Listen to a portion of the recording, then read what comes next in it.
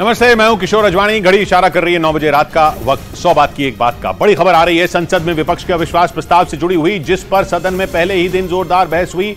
अटकलें थी कि बहस की शुरुआत राहुल गांधी के भाषण से होगी, लेकिन कांग्रेस की ओर से सांसद गौरव गोगोई ने शुरुआत की, जिस पर बीजेपी ने सवाल उठाए और चर्चा की शुरुआत में ही हंगामा शुरू हो गया। बीजेपी नेताओं ने इस मुद्दे पर कांग्रेस को घेरा तो कांग्रेस ने इसे अपनी गुगली बताया और संसद में इस मुद्दे पर बहस की शुरुआत में ही हंगामा हुआ, क्योंकि अविश्वास प्रस्ताव पर राहुल गांधी ने बहस की शुरुआत नहीं की।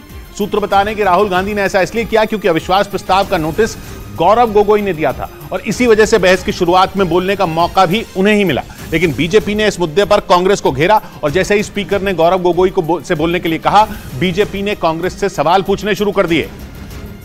क्या हुआ सर? हम तो राहुल गांधी जी के भाषण सुनने के लिए हम उत्सुक है सर, हम उत्सुक है राहुल गांधी का। राहुल क्या हो गया ऐसे? क्या एकदम सुबह सर 11:55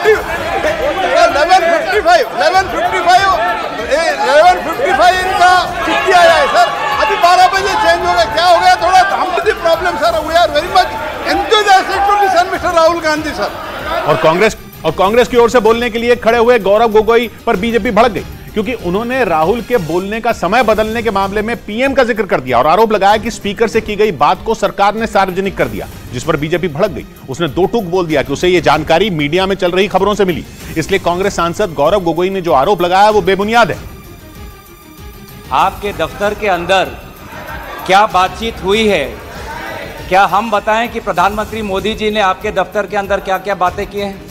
हम नहीं कहते। कोविड के समय चाहिए, माननीय अध्यक्ष जी बताना चाहिए, बताइए। एक गंभीर आरोप है माननीय अध्यक्ष जी, बताइए। प्रधानमंत्री जी का नाम लेते हुए और शहर का नाम लेते हुए ऐसा अनाप शनाप आरोप नहीं लगा सकते। लेकिन मामला शांत नहीं हुआ। उल्टा कांग्रेस सांसद गौरव गोगोई और संसदीय मंत्री प्रहलाद जोशी के बीच तीखी बहस शुरू हो गई, क्योंकि सरकार ने दावा किया कि राहुल गांधी के बहस की शुरुआत करने की खबरें मीडिया और सोशल मीडिया दोनों जगहों पर हैं, लेकिन कांग्रेस ने सरकार के दावे को गलत बताया। आप संसदीय मंत्री हैं, आप संसदीय मंत्री हैं, आप इस पब्लिक डोमेन में please understand, it is in the public domain, it is in the media, it is in the social media. What are you talking? हमारे अध्यक्ष महोदय के दफ्तर में जो बातें करते हैं उसको इस प्रकार से आप उसका उल्लंघन मत करिए। आप संसदीय मंत्री हैं, आपको अपना कर्तव्य याद रखिए। आपका लेटर पब्लिक डोमेन में है, याद रखिए, आप अपना कर्तव्य याद रखिए। और फिर इस मुद्दे पर बीजेपी और कांग्रेस के सांसदों के बीच जबानी जंग भी छिड़ गई। बीजेपी की ओर से बोलने के लिए खड़े हुए निशिकांत दुबे ने राहुल गांधी पर तंज कसा, तो कांग्रेस की ओर से अधीर रंजन चौधरी ने उनके हमले का जवाब दिया। मैं ये सोच रहा था कि राहुल जी बोलेंगे, क्योंकि मीडिया में तरह तरह की खबरें आ रही थी, लेकिन लगता है कि शायद राहुल जी आज तैयार नहीं थे, देर से उठे होंगे तो नहीं बोल पाए। कोई बात नहीं है सर, ये सोचा था कि राहुल गांधी जी की भाषण होगी और राहुल गांधी को भाषण को छोटा करने के लिए, गुमराह करने के लिए, राहुल गांधी जी टक्कर देने के लिए राहुल गांधी की भाषण नहीं हुई, ये बस गुगली खा गए। इस दौरान हंगामे के बीच मणिपुर भर भी जोरदार बहस हुई। कांग्रेस की ओर से गौरव गोगोई ने यह मुद्दा उठाया और मणिपुर हिंसा के मुद्दे पर केंद्र सरकार से सवाल पूछा। उन्होंने मणिपुर के मुद्दे को पूरे देश का मुद्दा बताते हुए आरोप लगाया कि वहां दोषियों पर कार्रवाई में देरी की गई। तो वहीं बीजेपी की ओर से बोलते हुए निशिकांत दुबे ने मणिपुर पर बात की और उन्होंने मणिपुर हिंसा पर बात करते हुए वहां से अपने पुराने रिश्तों का जिक्र किया। अगर मणिपुर जल रहा है तो भारत जल रहा है, अगर मणिपुर में आग लगी है तो भारत में आग लगी है, अगर मणिपुर विभाजित हुआ है तो भारत विभाजित हुआ है। तो आज हम सिर्फ मणिपुर की बात नहीं कर रहे, हम भारत की बात कर रहे हैं। मैं मणिपुर के इतिहास का भुक्तभोगी हूं। मेरे मामा एनके तिवारी 73 में अपनी पैर जो है वो गंवा चुके मणिपुर में, और 1989-90 में मणिपुर में उनके ऊपर अटैक हुआ। सीआरपीएफ के वो डीआईजी हुआ करते थे। यही नहीं, बहस के दौरान बीजेपी सांसद निशिकांत दुबे ने संसद में मौजूद सोनिया गांधी पर भी निशाना साधा। उन्होंने विपक्षी गठबंधन इंडिया को निशाने पर लिया और इशारों इशारों में बोल दिया कि कांग्रेस इस गठबंधन का हिस्सा इसलिए बनी क्योंकि सोनिया गांधी अपने बेटे राहुल गांधी को फायदा पहुंचाना चाहती। उन्होंने मजाकिया लहजे में जब ये बात कही तो सामने बैठी सोनिया गांधी भी मुस्कुरा उठी। कि उनके पार्टी की उनकी दो मनस्थिति, वो एक हिंदू सभ्यता संस्कृति में बिलीव कर रही है, इसीलिए अलौकिका पंडिता की तरह जो पूरा किताब में लिखा हुआ है कि क्या क्या करना चाहिए एक भारतीय नारी को, उसका पूरा का पूरा पिक्चर सोनिया जी देती। उनको दो काम करना है, बेटे को सेट करना है और दामाद को भेंट करना है। वहीं अविश्वास प्रस्ताव पर बहस के दौरान महाराष्ट्र के मुख्यमंत्री एकनाथ शिंदे के बेटे श्रीनाथ एकनाथ शिंदे ने हनुमान चालीसा का पाठ किया, क्योंकि अपने भाषण के दौरान उन्होंने उद्धव सरकार पर आरोप लगाया कि उनके राज में महाराष्ट्र में हनुमान चालीसा पढ़ने की आजादी नहीं थी। जिसके बाद एक विरोधी ने उनसे पूछ लिया कि क्या उन्हें हनुमान चालीसा आती है, तो इसके जवाब में श्रीकांत एकनाथ शिंदे ने हनुमान चालीसा पढ़कर सुना दी। जो हनुमान चालीसा, मुझे पूरी हनुमान चालीसा आती है। जय हनुमान ज्ञान गुण सागर, जय कपिसत जो लोक जागर, रामदूत अतुलित बलदामा, अंजनी पुत्र पवन सुत नामा, महावीर विक्रम बजरंगी, कुमति निवार सुमति के संगी, कंचन वरण विराज सुबेसा, कानन कुंडल कुंचित केसा, हाथ वज्रो भुजाऊ राजे, कान मूज जनेऊ साजे, कंठ शंकर सुवन केसरी नंदन, तेज प्रताप महाजगवंदन, विद्यावान गुणी अति चातुर, राम काज करे बिरको आतुर।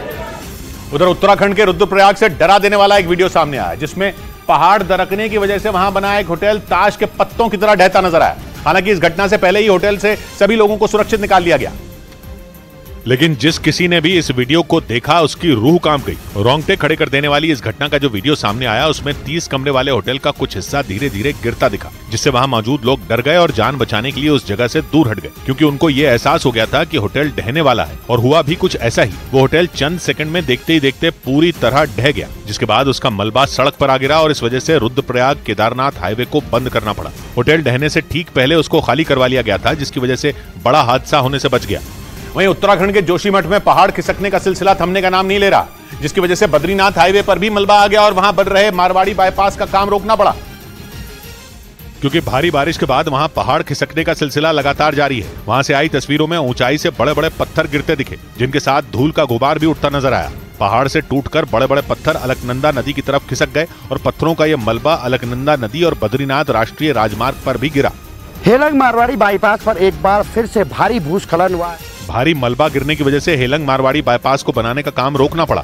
इस बीच उत्तराखंड की राजधानी देहरादून में बाढ़ का कहर देखने को मिला। वहां तमसा नदी में आई बाढ़ के कारण प्राचीन टपकेश्वर मंदिर पर खतरा मंडराने लगा। वहां से सामने आए एक वीडियो में मंदिर का निचला हिस्सा टूटा हुआ दिखाई दिया और टपकेश्वर महादेव मंदिर की मोटी दीवारें भी टूटी नजर आईं। पहाड़ों पर लगातार हो रही बारिश की वजह से मंदिर के सामने से गुजर रही तमसा नदी ने अचानक विकराल रूप धारण कर लिया और बाढ़ के पानी ने मंदिर को अपनी चपेट में ले लिया, जिसके बाद मंदिर को खाली करा दिया गया।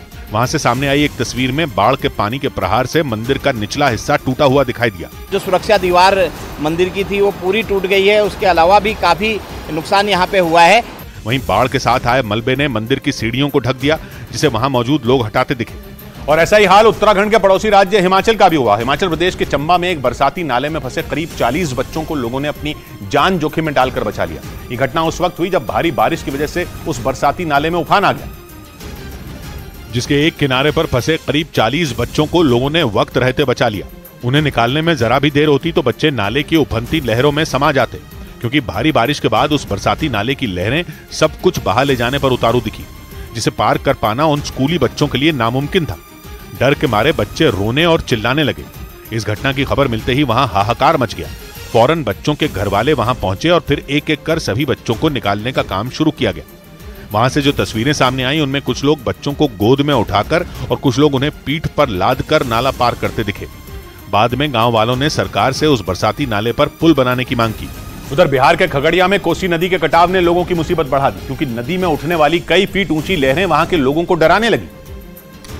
और वहां से सामने आए एक वीडियो में एक सरकारी स्कूल की 2 मंजिला इमारत कटाव की जद में आकर धराशायी हो गई और उसका आधा हिस्सा नदी ने निगल लिया, जिसकी वजह से स्कूल के बच्चे दूसरी जगह पढ़ने को मजबूर हो गए। कब तक दूसरे के दरवाजे पर पड़ेंगे, कृपया करके स्कूल बनवाइए। कोसी नदी के कटाव के कारण कई गांवों पर संकट गहरा गया, जिसकी वजह से लोगों को अपने आशियाने और खेतों के नदी में समा जाने का डर सताने लगा। जो इस कटाव में लगभग 40 घर जो है कोसी की नदी में विलीन हो गया। कोसी के कहर से परेशान गांव वाले डरे सहमे राज्य सरकार और प्रशासन से मदद की गुहार लगाते दिखे। और न सिर्फ भारत बल्कि तूफानी बारिश से यूरोप के देश स्वीडन और नॉर्वे भी बेहाल हो गए, जिसकी वजह से दोनों देशों के मौसम विभाग ने कई इलाकों में बारिश का रेड अलर्ट जारी कर दिया। वहां भारी बारिश की वजह से बाढ़ जैसे हालात हो गए, जिसकी वजह से पूर्वी स्वीडन में एक ट्रेन पटरी से उतर गई। पुलिस के मुताबिक हादसे के वक्त ट्रेन में 100 से ज्यादा लोग सवार थे, जिनमें 3 लोग घायल हो गए। बताया गया कि तेज बारिश की वजह से वहां का रेलवे ट्रैक बह गया था। बादल फाड़ बारिश और तेज हवाएं लोगों के लिए मुसीबत का सबब बन गई। जरूरी काम के लिए बाहर निकलने वाले लोग छाता लिए सड़कों पर दिखे। जबकि नॉर्वे के कई इलाकों में ट्रेन सेवा पूरी तरह ठप हो गई और कई फुटबॉल मैच भी रद्द करने पड़े। वहां के मौसम विभाग ने स्वीडन में 50 साल और नॉर्वे में 25 साल में सबसे खराब बाढ़ की चेतावनी दी। इस बीच दक्षिण पूर्वी एशिया के देश वियतनाम में बाढ़ ने भयंकर तबाही मचाई, जिससे वहां के लोगों का जीना मुहाल हो गया। वहां आसमान से बारिश की शक्ल में आफत बरसी, जिसकी वजह से आई बाढ़ ने वहां कोहराम मचा दिया। जो भी उसकी जद में आया टूट गया, बर्बाद हो गया या पानी में समा गया। नदियों के किनारे टूट गए और उफनती नदियों का पानी सड़कों पर बहने लगा। कई सड़कें जलमग्न हो गईं। वहां से आई तस्वीरों में लोग जान पर खेलकर तेज रफ्तार से बहते पानी के बीच से गुजरते नजर आए। कई जगह सड़कें धंस गईं, उनमें बड़ी बड़ी दरारें पड़ी नजर आईं। कई जगह तो सड़क की जगह गहरे गड्ढे तक हो गए, इसलिए उन रास्तों को बंद कर दिया गया, जिसकी वजह से कई लोग गाड़ी समेत यहाँ वहां फंस गए। इधर नेपाल की राजधानी काठमांडू में आसमान से इतना ज्यादा पानी बरसा कि कई इलाके डूब गए। वहां हुई मूसलाधार बारिश की वजह से बागमती नदी में बाढ़ आ गई, जिससे आसपास के इलाकों में कोहराम मच गया और बाढ़ का पानी लोगों के घरों में घुस गया, जिसकी वजह से लोगों के घरों में रखा सारा सामान बर्बाद हो गया। वहां से जो तस्वीरें सामने आई उनमें कई लोग बाढ़ का पानी अपने घरों से निकालते दिखे। काठमांडू का एक इलाका तो टापू की तरह नजर आया, जहां लोग आने जाने के लिए मटमैले पानी से होकर गुजरते नजर आए। सड़क हो, पार्किंग या सब्जी बाजार, सब जगह पानी का कब्जा दिखाई दिया। बाढ़ के पानी की चपेट में आने से कई गाड़ियों को भी नुकसान पहुंचा। उधर पिछले 1.5 साल से यूक्रेन पर कहर बरपा रहे रूस के हमले पहले से ज्यादा खतरनाक होने वाले हैं, क्योंकि न्यूज एजेंसी रॉयटर्स ने दावा किया कि पुतिन ने इस साल के लिए रूस के रक्षा खर्च का टारगेट बढ़ाकर लगभग दुगना कर दिया। बताया गया कि रूस ने अपना डिफेंस बजट प्लान $10,000 करोड़ यानी 8 लाख करोड़ रुपए से ज्यादा कर दिया। यानी नेटो की हथियार डालने की धमकियों को धता बताते हुए पुतिन ने उसकी नींद और हराम करने का मन बना लिया। उन्होंने रूस के रक्षा खर्च का टारगेट बढ़ाकर दुगना कर दिया। ऐसा इसलिए क्योंकि पुतिन इस साल जनवरी से जून तक रूस के डिफेंस पर $5,900 करोड़ यानी भारतीय रुपयों में 4,88,000 करोड़ रुपए खर्च कर चुके हैं, जो कि पूरे साल के लिए रूस का रक्षा बजट ही $5,400 करोड़ यानी 4,46,000 करोड़ रुपए था। रूस ने पिछले साल फरवरी में यूक्रेन पर हमला किया था और तब से रूस का रक्षा पर खर्च हर महीने बढ़ता जा रहा है। इस साल तो उसने महज 6 महीनों में ही पूरे साल के डिफेंस बजट की टोटल लिमिट पार कर दी। इस बीच पश्चिमी मीडिया के मुताबिक रूस की फौज ने यूक्रेन के डोनेस्क में भीषण हवाई हमले कर दिए, जिसमें यूक्रेन के एक सैनिक समेत 8 लोगों की मौत हो गई। आरोप है कि रूस की सेना ने वहां एक होटल और एक अपार्टमेंट को निशाना बनाया, जो रूस के ताबड़तोड़ हमलों में ध्वस्त हो गए। रूस की फौज ने डोनेस्क के पक्रोव्स्क इलाके में एक के बाद एक मिसाइलें दागी, जिसने वहां तबाही मचा दी, क्योंकि वहां से सामने आए एक वीडियो में एक होटल का ऊपरी हिस्सा मलबे के ढेर में बदला नजर आया। साथ ही उस होटल के दरवाजे और खिड़कियां पूरी तरह टूटे दिखाई दिए, जबकि उस होटल के पास दूसरी इमारत भी भीषण बमबारी में धराशायी हो गई और वहां एक अपार्टमेंट की छत भी जोरदार हमले में ढह गई। वहीं इस हवाई हमले ने यूक्रेन के एक सैनिक समेत 8 लोगों की जान ले ली, जबकि 31 लोग बुरी तरह घायल हो गए, जिनमें वहां की सेना और पुलिस के जवान शामिल बताए गए। वहीं यूक्रेन के मीडिया के मुताबिक रूस की सेना ने यूक्रेन के कई शहरों पर एक साथ ताबड़तोड़ हवाई हमले कर दिए और करीब 70 मिसाइलों और ड्रोन हमलों से वहां दहशत फैला दी। दावा किया गया कि रूस ने क्राइमिया के करीब काला सागर में अपने एक तेल टैंकर पर हुए हमले का बदला लेने के लिए इतने बड़े पैमाने पर यूक्रेन के शहरों को निशाना बनाया, जिसके लिए विध्वंसक मिसाइलों और आत्मघाती ड्रोन का इस्तेमाल किया गया। यूक्रेन के मीडिया के मुताबिक रूस ने कैस्पियन सागर से ताबड़तोड़ मिसाइलें दागी और ड्रोन हमले भी किए और करीब 70 मिसाइलों और ड्रोन के जरिए यूक्रेन के खैरसोन, जापोरिजिया, खार्किव और खमेल्नित्स्की इलाकों में बमबारी की। यूक्रेन की वायुसेना ने बताया कि रूस के इन हमलों में 6 लोगों की मौत हो गई, जिसके बाद यूक्रेन भड़क गया। पश्चिमी मीडिया के मुताबिक जेलेंस्की की सेना ने बदला लेने के लिए मॉस्को पर हमले के लिए ड्रोन भेज दिए, लेकिन रूस ने यूक्रेन के ड्रोन को टारगेट तक पहुंचने से पहले ही हवा में तबाह करने का दावा किया। इस बीच रूस के हमले में यूक्रेन के खैरसोन में 18वीं सदी का एक चर्च तबाह हो गया और वहां मौजूद 4 लोग घायल हो गए। बताया गया कि वो चर्च खैरसोन की ऐतिहासिक इमारतों में एक थी, जिसे करीब 250 साल पहले बनवाया गया था, लेकिन रूस की भीषण बमबारी में खैरसोन की वो ऐतिहासिक चर्च तबाह हो गई। दावा किया गया कि रूस के सैनिकों ने एक के बाद एक गोले दागे, जिससे चर्च की इमारत में भीषण आग लग गई और वहां मौजूद कई कर्मचारी उसकी चपेट में आ गए, जबकि 4 कर्मचारी बुरी तरह घायल हो गए। वहीं हमले के बाद वहां सिर्फ मलबे का ढेर लग गया। खैरसोन की उस चर्च को साल 1781 में बनवाया गया था। बताया गया कि 18वीं सदी में ये रूस की महारानी कैथरीन द ग्रेट के पसंदीदा प्रिंस ग्रेगरी की कब्रगाह थी। इधर मध्य प्रदेश के खंडवा से एक ऐसा वीडियो आया जिसने सबको हैरत में डाल दिया। वहां एक मोटरसाइकिल को स्टार्ट करते ही उसमें आग लग गई। खंडवा से सामने आए इस वीडियो में एक आदमी अपनी मोटरसाइकिल को स्टार्ट करने की कोशिश करता दिखा, लेकिन जैसे ही उसने किक मारी, उस बाइक के इंजन के पास से आग का गोला निकला और पूरी मोटरसाइकिल लपटों में घिर गई। आग लगते ही वो मोटरसाइकिल वाला अपनी जान बचाने के लिए उससे उतर गया। वीडियो में दिखा कि उस मोटरसाइकिल में आग लगते ही आसपास मौजूद लोग भी घबरा गए, जिसके बाद उन्होंने फौरन उस मोटरसाइकिल पर पानी डाला। हालांकि इसका कोई खास असर नहीं हुआ। इसके बाद कुछ लोग पानी के एक पाइप की मदद से उस मोटरसाइकिल की आग बुझाने में जुट गए, जिन्हें काफी देर तक मशक्कत करने के बाद इसमें कामयाबी मिली। उधर उत्तर प्रदेश के आगरा में एक लड़के को फायरिंग करते हुए रील बनाकर सोशल मीडिया पर डालना भारी पड़ गया। वीडियो वायरल होने के बाद पुलिस ने आरोपी लड़के को गिरफ्तार कर लिया, क्योंकि सोशल मीडिया पर उसका जो वीडियो वायरल हुआ था उसमें वो लड़का यमुना नदी के किनारे पिस्तौल से फायरिंग करता नजर आया।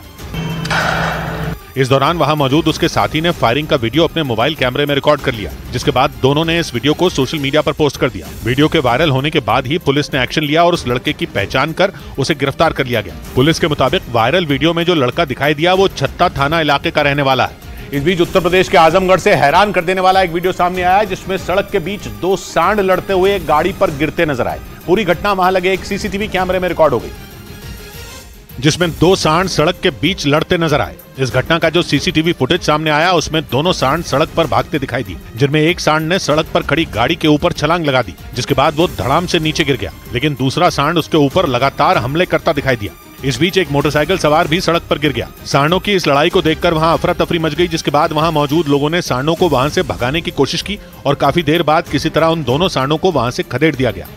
ब्रेकिंग न्यूज आ रही है, रूस और नेटो के बीच किसी भी वक्त युद्ध छिड़ने के आसार बढ़ते दिख रहे हैं, क्योंकि पुतिन के दोस्त बेलारूस ने नेटो के बिल्कुल बगल में अपना युद्ध अभ्यास शुरू कर दिया है। पोलैंड और लिथुआनिया जैसे नेटो के सदस्य बेलारूस के पड़ोसी हैं और बेलारूस ने उनके बॉर्डर के पास ही मिलिट्री एक्सरसाइज शुरू की है, वो भी तब जब पहले ही उसका पोलैंड और लिथुआनिया के साथ तनाव एकदम चरम पर है।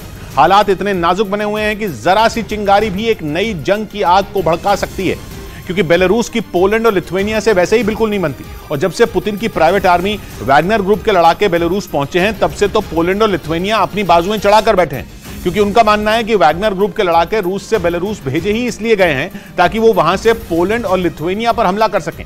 इसलिए दोनों देशों ने बेलारूस से लगने वाले अपने बॉर्डर पर फौज का पूरा जमावड़ा उतारा हुआ है। उस पर अब बेलारूस ने भी मिलिट्री ड्रिल भी शुरू कर दी है, जिसका मतलब यही है कि बेलारूस तो अब पीछे हटने वाला नहीं, क्योंकि उसके पीछे रूस खड़ा है। मगर नेटो के लिए बेलारूस की मिलिट्री एक्सरसाइज से भी ज्यादा टेंशन की बात उसकी लोकेशन है, क्योंकि बेलारूस का युद्ध अभ्यास उसके ग्रोदनो इलाके में चल रहा है, जो कि सुवाल्की गैप के पास है, और सुवाल्की गैप नेटो की कमजोर कड़ी है। पोलैंड और लिथुआनिया के बॉर्डर से लगने वाला 96 किलोमीटर लंबा जमीन का ये हिस्सा सुवाल्की गैप है। उसके पश्चिम में कलिनिनग्राद है, जो कि रूस का हिस्सा है, और उसके पूर्व में है बेलारूस, जो रूस का जिगरी दोस्त है। सुवाल्की गैप कलिनिनग्राद को बेलारूस से अलग करता है, मगर यही Suwalki gap Poland, Lithuania, Latvia और एस्टोनिया जैसे नेटो देशों को आपस में जोड़ता है। कहा जा रहा है कि इसी वजह से पुतिन की नजर सुवाल्की गैप पर है। यही वजह है कि पोलैंड ने बेलारूस से लगने वाले बॉर्डर पर अतिरिक्त सैनिक तैनात करने का फैसला कर लिया, क्योंकि उसके लिए खतरा एक तरफ से नहीं बल्कि 3 तरफ से है। पोलैंड को डर है कि रूस, बेलारूस और वैगनर ग्रुप तीनों एक साथ उस पर टूट सकते हैं। और रूस की फौज ताकतवर तो है ही, उसके पास परमाणु हथियार भी हैं। वहीं वैगनर ग्रुप तो है ही खूंखार लड़ाकों की सेना, जिसका खौफ पोलैंड को खाए जा रहा है। उसके प्रधानमंत्री खुद चेता चुके हैं कि वैगनर ग्रुप बहुत ज्यादा खतरनाक है। बेलारूस उसी वैगनर ग्रुप से अपनी सेना को ट्रेनिंग दिलवा रहा है। पोलैंड और बेलारूस पड़ोसी देश हैं। पिछले कुछ हफ्तों में वैगनर ग्रुप के लड़ाके पोलैंड बेलारूस बॉर्डर पर देखे भी गए, इसलिए पोलैंड अपने बॉर्डर पर फौज और लड़ाकू हेलीकॉप्टर उतार चुका है। मगर पोलैंड की बॉर्डर गार्ड सर्विस ने सीमा पर नजर रखने के लिए 1000 जवान और मांगे थे, जिसे पोलैंड के रक्षा मंत्रालय ने मंजूर कर दिया। उधर पश्चिमी मीडिया के मुताबिक ब्रिटेन ने रूस को हथियार सप्लाई करने वाली ईरान की एक कंपनी पर प्रतिबंध लगा दिए। ईरान पर यूक्रेन के खिलाफ लड़ाई के लिए रूस को आत्मघाती ड्रोन समेत कई खतरनाक हथियार देने के आरोप लगते आए।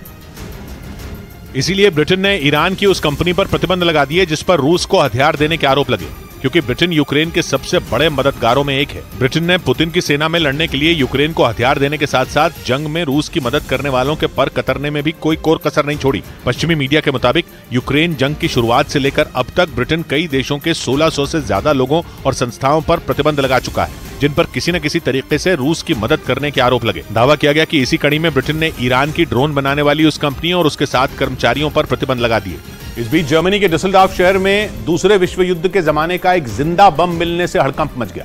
खबर है कि निर्माण के दौरान खुदाई में कर्मचारियों को यह बम मिला, जिसकी जानकारी उन्होंने वहां की पुलिस को दी, जिसके बाद उस इलाके में 500 मीटर के दायरे को खाली करा लिया गया, जहां दूसरे विश्व युद्ध के जमाने का वो जिंदा बम बरामद हुआ। जर्मनी के डुसेल्डॉर्फ शहर की पुलिस ने एहतियातन करीब 13,000 लोगों को वहां से हटाकर दूसरी जगहों पर भेज दिया। इसके साथ ही उस इलाके में जाने वाली सभी सड़कें भी बंद कर दी गईं। बाद में पुलिस और बम निरोधक दस्ता उस 1 टन वजन के बम को नष्ट करने में जुट गया, क्योंकि 2 साल पहले जर्मनी के एक और शहर म्यूनिक में भी इसी तरह का एक बम मिला था, जिसमें धमाका होने से 4 लोग घायल हो गए थे। 1939 से 1945 तक चले दूसरे विश्व युद्ध के बाद जर्मनी के अलग अलग शहरों में उस दौर के कई बम मिल चुके हैं।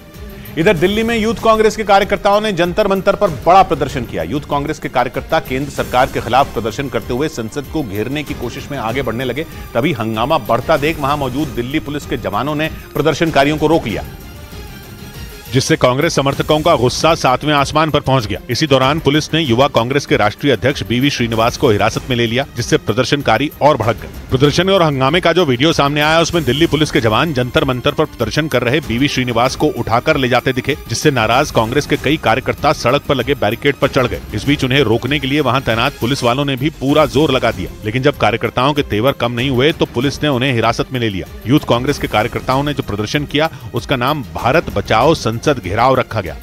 इस बीच हरियाणा के डिप्टी सीएम दुष्यंत चौटाला ने यह माना कि हालात को समय रहते ठीक से नहीं समझने और सुरक्षा के पूरे इंतजाम नहीं होने की वजह से नूंह में हिंसा भड़की थी। 31 जुलाई को नूंह के नलेश्वर महादेव मंदिर से निकाली गई ब्रजमंडल यात्रा पर पथराव के बाद वहां हिंसा शुरू हुई थी, जिसकी वजह से नूंह के कई इलाके हिंसा की आग में झुलस गए। सैकड़ों की संख्या में उपद्रवियों ने गाड़ियों और दुकानों को आग के हवाले कर दिया। नूंह के साथ गुरुग्राम और फरीदाबाद में भी दंगाइयों ने जमकर तांडव मचाया। हालांकि पुलिस और प्रशासन ने हिंसा पर काबू पा लिया, लेकिन हिंसा के 9वें दिन राज्य के डिप्टी सीएम दुष्यंत चौटाला ने ये बात मानी कि हालात को समय रहते ठीक से न समझने और सुरक्षा के इंतजाम नहीं होने की वजह से हिंसा भड़की। एनालिसिस करना था, वो प्रॉपर नहीं हो पाया। फोर्सेज जो डिप्लॉय करनी थी वो प्रॉपर्ली डिप्लॉय नहीं हुई। उन्होंने ये भी दावा किया कि हिंसा के दिन नूंह के एसपी छुट्टी पर थे और जो अधिकारी मौजूद थे वो स्थिति को भांप नहीं पाए। हालांकि उन्होंने हिंसा के आरोपियों की पहचान कर उनके खिलाफ कड़ी कार्रवाई का भरोसा दिया। वहीं हरियाणा पुलिस ने कांग्रेस नेताओं को नूंह पहुंचने से पहले ही रोक लिया। कांग्रेस नेताओं को रोकने के लिए पुलिस और प्रशासन की तरफ से नूंह शहर की तरफ जाने वाली तमाम सड़कों को बैरिकेड लगाकर बंद कर दिया गया और चप्पे चप्पे पर पुलिस के जवानों को तैनात कर दिया। इसके बाद जैसे ही नूंह जाने के लिए कांग्रेस नेताओं की गाड़ियों का काफिला वहां पहुंचा, वहां पहले से तैयार पुलिस के बड़े अधिकारियों ने उन्हें आगे जाने से रोक दिया। इस दौरान कांग्रेस नेताओं ने अधिकारियों से आगे जाने की इजाजत मांगी, जिसके लिए वो तैयार नहीं हुए। बाद में कांग्रेस ने राज्य सरकार पर अपनी भड़ास निकाली। सरकार जो इतना पुलिस फोर्स लगा रही है, अगर उस दिन पुलिस फोर्स लगा दिया होता तो टकराव भी ना होता दो समुदाय के बीच में। इसी तरह पुलिस ने नूंह के पुन्हाना से कांग्रेस विधायक मोहम्मद इलियास की गाड़ी को भी सड़क पर बैरिकेड लगाकर रोक दिया।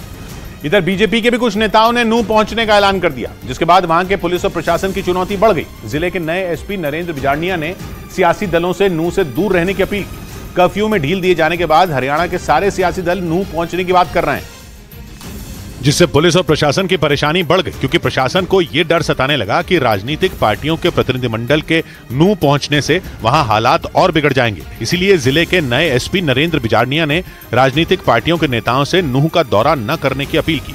जो सिचुएशन नॉर्मल कम्प्लीटली नॉर्मल होने की तरफ बढ़ रही है तो उसमें भी व्यवधान आ सकता है, इसलिए हम उनसे रिक्वेस्ट कर रहे हैं कि भैया आप आज ना करें।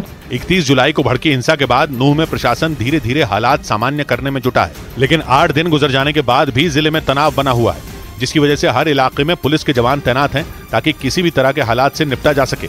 इधर कांग्रेस नेताओं के प्रतिनिधिमंडल के नूंह दौरे की खबरें सामने आने के बाद हरियाणा पुलिस ने जिले की सुरक्षा बढ़ा दी, क्योंकि खबर थी कि राज्य के पूर्व मुख्यमंत्री और कांग्रेस नेता भूपेंद्र सिंह हुड्डा समेत पार्टी के कई बड़े नेता हिंसा प्रभावित इलाकों में जाएंगे और हिंसा को लेकर चर्चा में आए कांग्रेस विधायक मामन खान से भी मुलाकात करेंगे। इस खबर के सामने आने के बाद जिला प्रशासन ने नूंह की सुरक्षा सख्त कर दी। साथ ही प्रशासन ने जिले में धारा 144 लागू होने का हवाला देते हुए कांग्रेस के प्रतिनिधिमंडल के नूंह आने पर रोक लगा दी। लेकिन अभी इस मौके पे हम किसी भी तरह के डेलीगेशंस को अलाउ नहीं करेंगे। कांग्रेस नेताओं को रोकने के लिए पुलिस ने नूंह जाने वाली एक सड़क को बैरिकेड लगाकर बंद कर दिया। जिस तरह से फोर्स को भी यहाँ पर तैनात किया गया है, आईटीबीपी के जवान यहाँ पर तैनात किए गए हैं, पुलिस फोर्स यहाँ पर तैनात की है, ये पूरा रूट जो है इसे बंद कर दिया गया है। खुद पुलिस के बड़े अधिकारी सड़कों पर उतरकर गाड़ियों की चेकिंग करने में जुट गए ताकि नूंह में दोबारा माहौल खराब न हो पाए।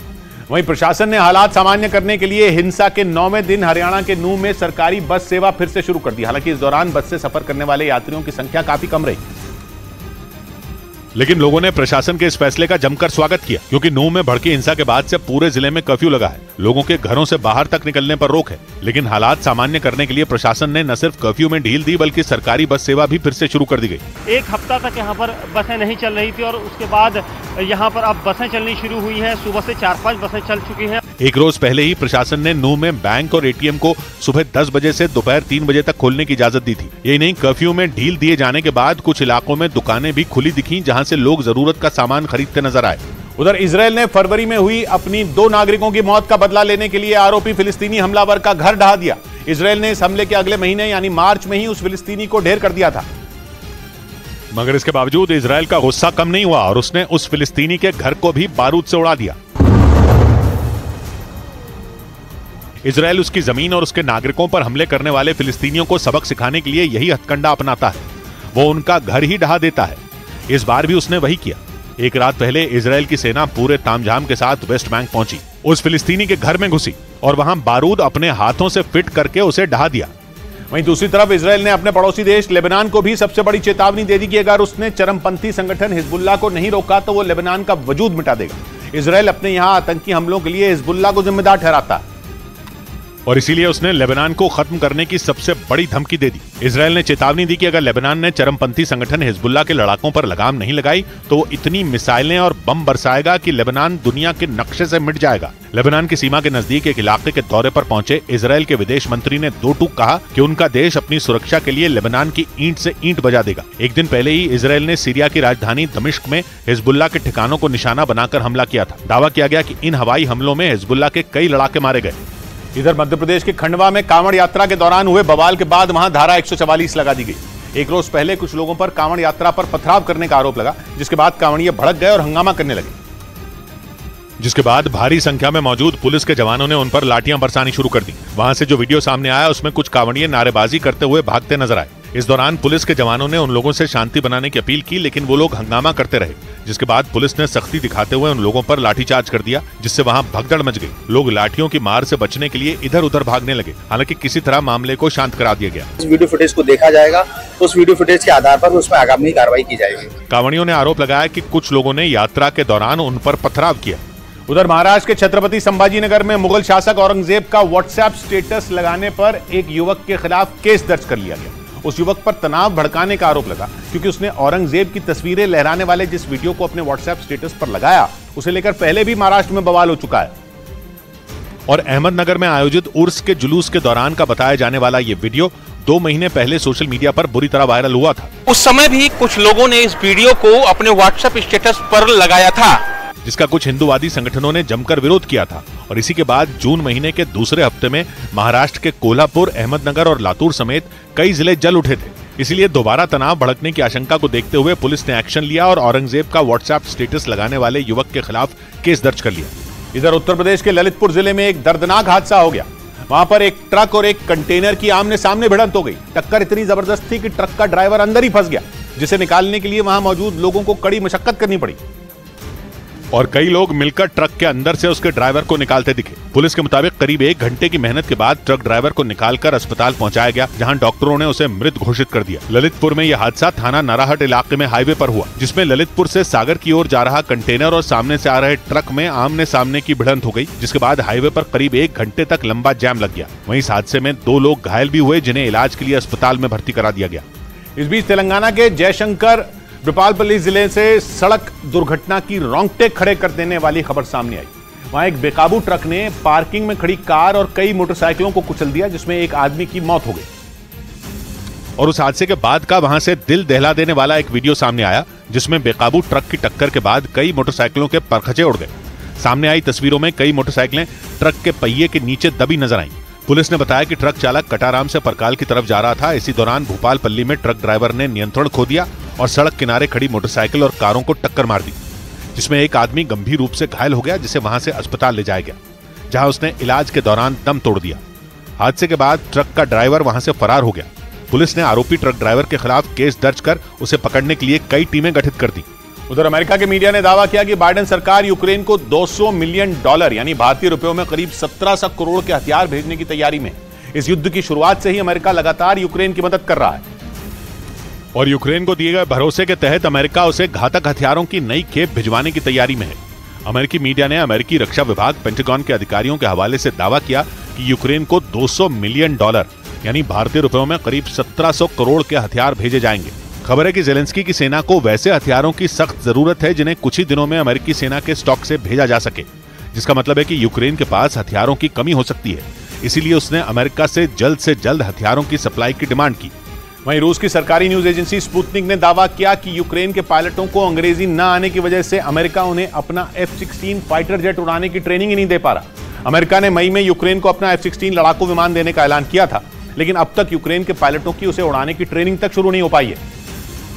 जबकि रूस से भिड़ने के लिए यूक्रेन को जल्द से जल्द F-16 जैसे ताकतवर लड़ाकू विमान की जरूरत है। जब अमेरिका ने यूक्रेन को F-16 देने का ऐलान किया था, तब पश्चिमी मीडिया में बड़े बड़े दावे हुए थे कि अब रूस की हार तय है, मगर 2.5 महीने बाद भी बात वहीं की वहीं है। और वो इसलिए क्योंकि स्पुतनिक ने दावा किया कि यूक्रेन के पायलटों को अंग्रेजी न भूलने आती है और न समझ आती है, तो फिर अमेरिका उन्हें F-16 उड़ाना सिखाएगा कैसे। स्पुतनिक ने पश्चिमी मीडिया में छपी कुछ रिपोर्ट के हवाले से दावा किया कि यूक्रेन के 32 में महज 8 पायलट ही F-16 की ट्रेनिंग के पहले राउंड के लिए चुने गए हैं, क्योंकि उन्हें ही अंग्रेजी अच्छी तरह आती है।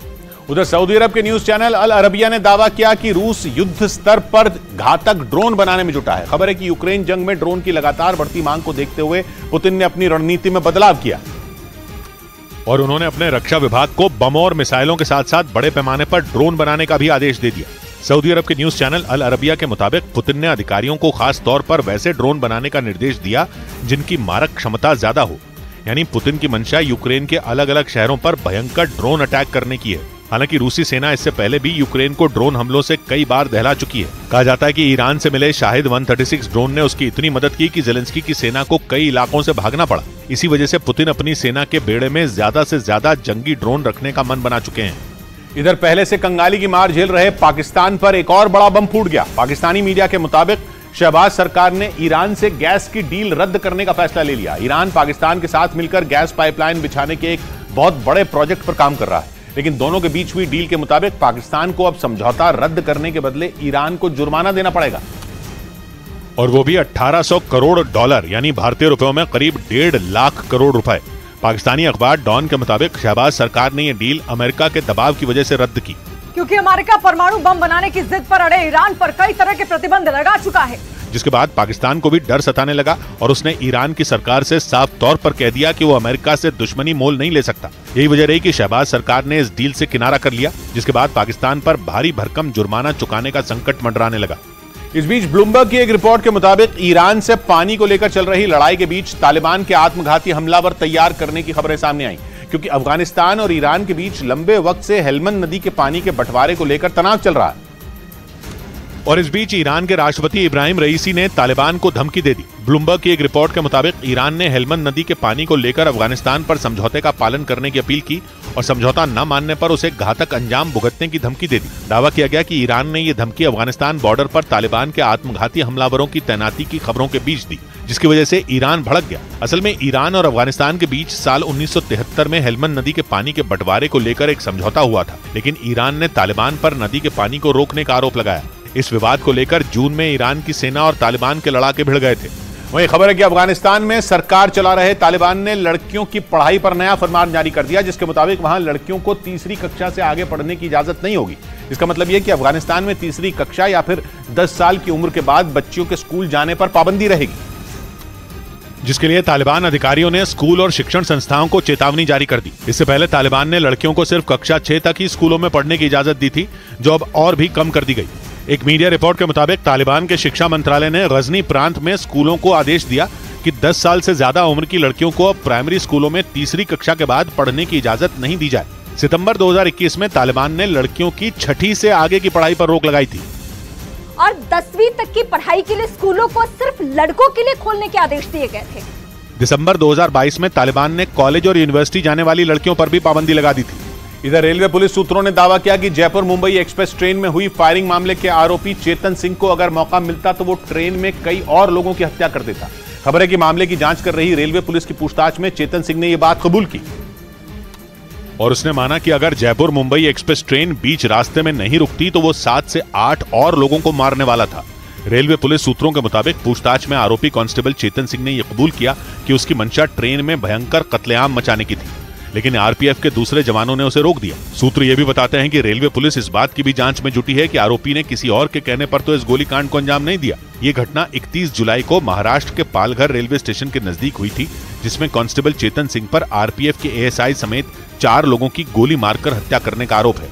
इस बीच महाराष्ट्र पुलिस ने पुणे में खुलेआम धारदार हथियार लहराकर लोगों के बीच दहशत फैलाने के आरोप में 2 लोगों को गिरफ्तार कर लिया। इस मामले से जुड़ा उन दोनों आरोपियों का एक वीडियो भी सामने आया, जिसमें पकड़े गए आरोपियों में एक आरोपी बीच सड़क पर धारदार हथियार लेकर खड़ा दिखाई दिया, जबकि उसके आसपास से गुजर रहे लोग उसके हाथ में धारदार हथियार देखकर सहमे दिखे। वीडियो पुणे के दौंड शहर का बताया गया। कुछ देर बाद उसके पास एक स्कूटर सवार आकर रुका तो वो आदमी जिसके हाथ में धारदार हथियार था वो वहां मौजूद लोगों के सामने हथियार लहराता हुआ उस स्कूटर पर सवार हो गया और फिल्मी स्टाइल में उस धारदार हथियार को अपनी पीठ की तरफ शर्ट के अंदर खोस लिया और दोनों वहां से फरार हो गए। बाद में पुलिस ने इसी वीडियो के आधार पर एक्शन लिया और दोनों को गिरफ्तार कर लिया।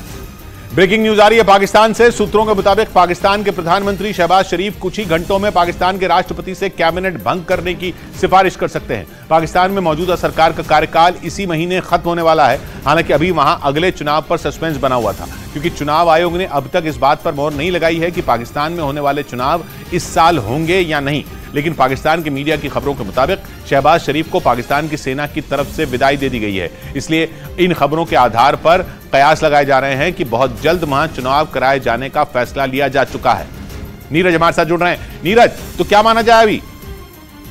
तो देखिए, कल यानी नेशनल असेंबली को भंग कर दिया जाएगा और इसके बाद 3 दिनों तक कार्यवाहक प्रधानमंत्री चुनने की प्रक्रिया होगी। शहबाज शरीफ और विपक्ष के नेता यानी इमरान खान या उनकी पार्टी की तरफ से कार्यवाहक प्रधानमंत्री चुना जाएगा। जब आप नेशनल असेंबली भंग करते हैं तो 90 दिनों के अंदर चुनाव कराना होता है और कार्यकाल अगर नेशनल असेंबली पूरा करती है तो फिर 60 दिनों के अंदर। लेकिन एक कयास ये भी लगाया जा रहा है कि परिसीमन की प्रक्रिया भी हो सकती है, इसलिए अगले साल जनवरी या फरवरी भी चुनाव कराए जा सकते हैं। जी शुक्रिया नीरज आपका। इस बीच पाकिस्तान के पंजाब प्रांत की डेरा गाजी खान यूनिवर्सिटी की एक छात्रा ने उसी यूनिवर्सिटी के 2 शिक्षकों पर उसका यौन शोषण करने का आरोप लगाया। इस छात्रा के मुताबिक यूनिवर्सिटी के उन दोनों शिक्षकों ने न सिर्फ उसका रेप किया बल्कि उसे महीनों तक ब्लैकमेल भी किया, जिसके बाद उसने एक वीडियो जारी कर उन पर कार्रवाई की मांग की। साथ ही यह आरोप लगाया कि उसका शोषण करने वाले उन दोनों शिक्षकों ने उसकी छोटी बहन का रेप करने की भी धमकी दी। अब अगर इस साथ में कोई एक्शन ना लिया, यूनिवर्सिटी नहीं खुद को आग लगा दूंगी। हालांकि ये पाकिस्तान की यूनिवर्सिटी में छात्राओं के साथ दरिंदगी का कोई पहला मामला नहीं है। इससे पहले बहावलपुर की इस्लामिया यूनिवर्सिटी में छात्राओं के 5000 से ज्यादा अश्लील वीडियो बनाए जाने का मामला सामने आया था। पीड़ित छात्रा ने आरोप लगाया कि उसके कई बार शिकायत करने के बावजूद कोई एक्शन नहीं लिया गया, जिसके बाद उसे मजबूरन वीडियो बनाकर मदद की अपील करनी पड़ी। इधर पाकिस्तान के मीडिया के हवाले से खबर है कि पाकिस्तान सरकार ने अंजू के वीजा की अवधि 1 साल तक बढ़ा दी। राजस्थान के अलवर की रहने वाली अंजू 21 जुलाई को पाकिस्तान पहुंची थी और पाकिस्तान के मीडिया ने दावा किया कि वहां पहुंचने के बाद अंजू ने नसरुल्ला से शादी कर ली थी। दावा यह भी किया गया कि अंजू भारत नहीं आना चाहती। इस बीच पाकिस्तान के मीडिया ने यह दावा किया कि अंजू के वीजा की अवधि पाकिस्तान की सरकार ने 1 साल तक बढ़ा दी। अंजू को 1 साल का वीजा उनके पति बताए जा रहे नसरुल्ला की अर्जी के बाद दिया गया। 1 ईयर का वीजा मिल गया है, कुछ प्रोसेस है, 10 डेज लगती है उसमें। जबकि कुछ रोज पहले ही खबर सामने आई थी कि पाकिस्तान की सरकार अंजू को दुबई शिफ्ट करने की तैयारी में है। दावा यह भी किया गया कि अंजू खैबर पख्तूनख्वा में जिस जगह पर रह रही हैं, वो इलाका आतंक प्रभावित है और डर यह है कि अंजू के रहने की वजह से वहां का माहौल खराब हो सकता है। इस बीच उत्तर प्रदेश पुलिस ने गैंगस्टर सुंदर भाटी की दिल्ली में मौजूद करोड़ों की संपत्ति जब्त कर ली। इसके लिए दिल्ली के पास नोएडा से पुलिस की एक टीम दिल्ली के मयूर विहार इलाके में पहुंची और गैंगस्टर सुंदर भाटी की एक 4 मंजिला इमारत को कब्जे में ले लिया। गैंगस्टर एक्ट के अंतर्गत आज जब्तीकरण की कार्रवाई की गई है। यूपी पुलिस के मुताबिक गैंगस्टर सुंदर भाटी पर कुल 47 मामले दर्ज हैं, जिसके बाद गैंगस्टर एक्ट के तहत उसकी करोड़ों की संपत्ति पर एक्शन लिया गया। मकान है जिसकी कीमत लगभग 3.5 करोड़ है। सुंदर भाटी पश्चिमी यूपी के बड़े अपराधियों में शामिल है। हालांकि वो 2014 से ही जेल में बंद है। उस पर यूपी में हत्या समेत कई मामले दर्ज हैं।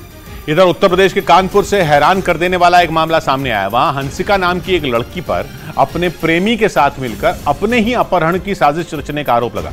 पुलिस के मुताबिक जांच के दौरान पता चला कि 2019 में सोशल मीडिया के जरिए हंसिका की दोस्ती एक लड़के से हुई और फिर दोनों ने कोर्ट में शादी कर ली। और आरोप है कि पैसे जुटाने के लिए उसने अपने प्रेमी के साथ पहले खुद के अपहरण की साजिश रची और फिर अपने घर वालों से लाखों की फिरौती मांगी। पुलिस के मुताबिक 21 साल की हंसिका की तरफ से अपने पिता को ऑडियो और वीडियो मैसेज किया गया, जिसमें यह धमकी दी गई कि अगर उन्होंने 10 लाख रुपए नहीं दिए तो उनकी बेटी को मार दिया जाएगा। इसके बाद हंसिका के घर वालों ने फौरन इसकी सूचना पुलिस को दी। पुलिस ने सीसीटीवी फुटेज खंगालने के बाद हंसिका को उसके प्रेमी के साथ बस्ती रेलवे स्टेशन से धर दबोचा। ये दोनों एक दूसरे को पहले से जानते थे और दोनों ने मिलकर ही इस घटना को अंजाम दिया है। उन दोनों के जुर्म कबूल करने के बाद पुलिस ने दोनों को गिरफ्तार कर लिया और आगे की कार्रवाई में जुट गई।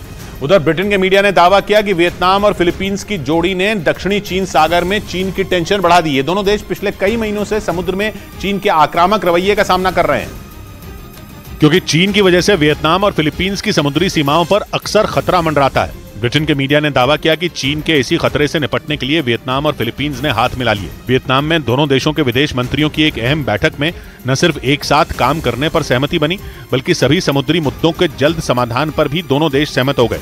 ऐसा माना जा रहा है कि इनकी ये जोड़ी चीन के सपने को चकनाचूर कर सकती है, क्योंकि आरोप है कि दक्षिण चीन सागर में चीन की नजर वियतनाम और फिलीपींस के कुछ द्वीपों पर कब्जा करने की है। यही नहीं, चीन इस इलाके में वियतनाम और फिलीपींस की नौसेना के साथ मछली पकड़ने वाले उनके जहाजों को भी परेशान करता है।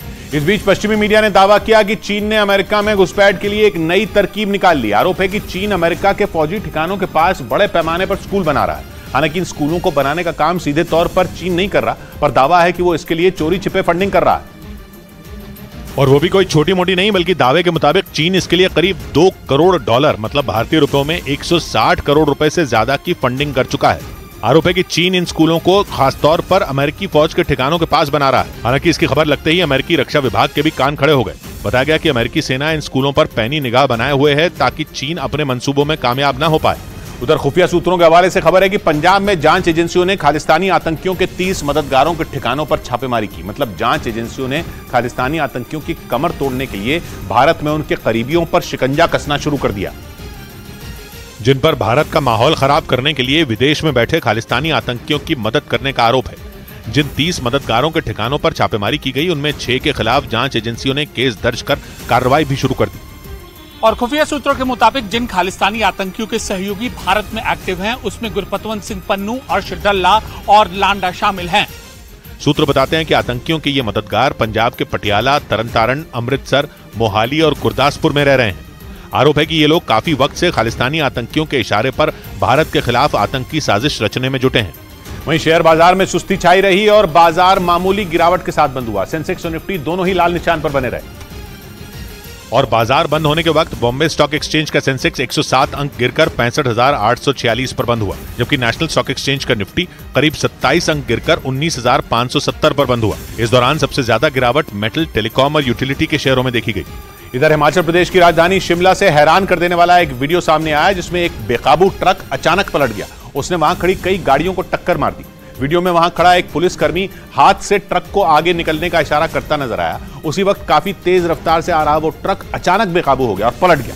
पलटने के बाद वो काफी दूर तक घिसटता हुआ आ गया और सड़क पर फिसलते हुए उसने वहां खड़ी कई कारों को जोरदार टक्कर मार दी। ट्रक ने जिस तरह पलटते हुए गाड़ियों को टक्कर मारी, वो किसी के भी रोंगटे खड़े कर दे।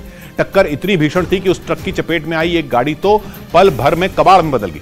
उस गाड़ी के परखचे उड़ गए, लेकिन गनीमत यह रही कि उसमें सवार लोग बाल बाल बच गए। हादसे के फौरन बाद लोगों ने गाड़ी में सवार लोगों को निकलने में मदद की। इस बीच उत्तर प्रदेश के बुलंदशहर में एक दर्दनाक सड़क हादसे में 4 लोगों की मौत हो गई, जबकि एक आदमी गंभीर रूप से घायल हो गया। इस हादसे का एक खौफनाक वीडियो भी सामने आया, जिसमें सड़क पर हादसे की शिकार गाड़ी खड़ी नजर आई, जिसे देखकर अंदाजा लगाया जा सकता था कि टक्कर कितनी जबरदस्त रही होगी। हादसे की वजह से गाड़ी के आगे के हिस्से के परखचे उड़ गए। हादसे में गाड़ी सवार 4 लोगों की मौत हो गई, जबकि एक आदमी गंभीर रूप से घायल हो गया, जिसे अस्पताल में भर्ती कराया गया। हादसे के बाद सड़क पर जैम लग गया, जिसके बाद मशीन की मदद से उस गाड़ी को वहां से हटाया गया। वहां मौजूद लोगों ने बताया कि हादसे के वक्त गाड़ी की रफ्तार काफी तेज थी, जिसे सामने से आ रहे ट्रक ने जोरदार टक्कर मार दी। इधर हरियाणा के रोहतक में बदमाशों ने पिता की हत्या के गवाह फौजी बेटे की भी हत्या कर सनसनी फैला दी। बताया गया कि पिता की हत्या के मामले में गवाही देने के लिए वो छुट्टी पर घर आए हुए थे। बीते 16 जून को ही उनके पिता की कुछ लोगों ने गोली मारकर हत्या कर दी थी, और इस बार बेखौफ बदमाशों ने उनकी भी सरेआम गोली मारकर हत्या कर दी। दिन दहाड़े एक फौजी की हत्या की खबर से हड़कंप मच गया और आनन फानन में रोहतक के पुलिस अधिकारी उस जगह पर पहुंचे जहां बदमाशों ने मोहित नाम के उस फौजी को गोली मारी। वहां पर पुलिस को खून से लथपथ उनका शव जमीन पर पड़ा मिला। वहां से सबूत जुटाने के लिए पुलिस ने फोरेंसिक टीम की भी मदद ली। पुलिस ने बताया कि मोहित अपने पिता की हत्या में गवाही देने के लिए छुट्टी पर घर आए थे। वो तो अपना आर्मी में था, छुट्टी आया हुआ था 10 दिन से। पुलिस के मुताबिक 3 मोटरसाइकिल सवार बदमाशों ने इस वारदात को अंजाम दिया, जिसके बाद पुलिस उन आरोपियों की तलाश में जुट गई। उधर ईरान की राजधानी तेहरान से हैरान कर देने वाला एक वीडियो सामने आया। वहां चंद सेकंड में कई इमारतें ढहती नजर आई। बाद में इसका वीडियो सोशल मीडिया पर वायरल हो गया, जिसमें कई इमारतें ताश के पत्तों की तरह जमींदोज होती दिखाई दी। इस घटना का जो वीडियो सामने आया, उसमें खुदाई करने वाली एक मशीन वहां बन रही एक इमारत को गिराने के लिए उसे रस्सी से खींचती नजर आई। तभी वो इमारत भरभरा कर गिरने लगी, जिसकी चपेट में उसके पास मौजूद दूसरी इमारत भी आ गई। देखते ही देखते दोनों इमारतें मलबे में तब्दील हो गई। इसके बाद जो हुआ, ब्रेक के बाद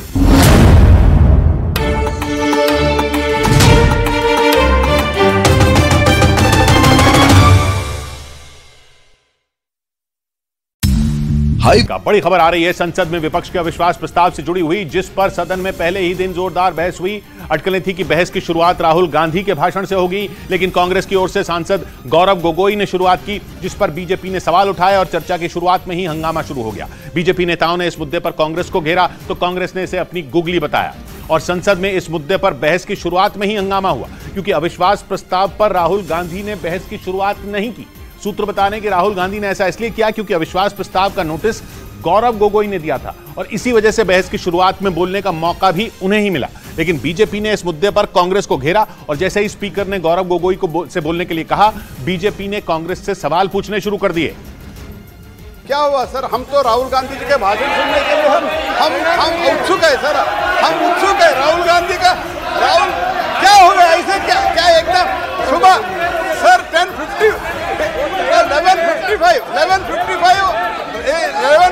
इनका चिट्ठी आया है सर, अभी 12 बजे चेंज हो गया। क्या हो गया? थोड़ा हम the problem sir, we are very much enthusiastic to listen mister Rahul Gandhi sir.